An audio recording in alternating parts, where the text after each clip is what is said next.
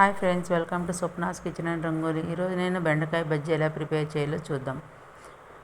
ముందుగా కుక్కర్ తీసుకొని అందులోకి 300 గ్రామ్స్ బెండకాయలు, సన్నగా కట్ చేసి పెట్టుకున్న 2 టమోటాలు, 10 లేక 15 పచ్చిమిరపకాయలు, కారమును బట్టి అండి, 5 వెల్లుల్లి రెమ్మలు, 1 ఆనియన్, కొంచెం సాల్ట్, చిన్న నిమ్మకాయ చింతపండు, 1/2 టీ స్పూన్ పసుపు, 1/2 స్పూన్ జీలకర్ర, కొంచెం కొత్తిమీర, తగినంత వాటర్ వేసుకొని 2 విజిల్స్ వచ్చేంత వరకు ఉడికించుకోవాలి. ఈ బెండకాయ బజ్జీ అనేది చాలా టేస్టీగా ఉంటుందండి.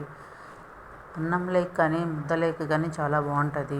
అలా వాటర్ అంతా వేసుకొని 3 విజిల్స్ తర్వాత ఇలా వెనుపుకొని పక్కన ఉంచుకోవాలి. ఇప్పుడు స్టవ్ ఆన్ చేసుకొని ప్యాన్ పెట్టుకొని అందులోకి 1 స్పూన్ పోపు దినుసులు, సన్నగా కట్ చేసిన ఆనియన్, కరివేపాకు, ఎండుమిర్చి, వెల్లుల్లి రెమ్మలంతా వేసి ఈ పోపు అంతా ఫ్రై అవ్వనివ్వాలి. పోపు అంతా ఫ్రై అయ్యాక మనం ముందుగా ఎనిపి పెట్టుకున్నాం కదా, బజ్జీలోకి వేసుకొని మిక్స్ చేసుకొని సర్వింగ్ బౌల్లోకి తీసుకొని సర్వ్ చేసుకోవాలి.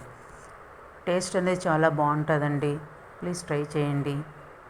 నా వీడియో కానీ మీకు నచ్చినట్లయితే లైక్ చేయండి, షేర్ చేయండి, సబ్స్క్రైబ్ చేయండి. Thank you for watching.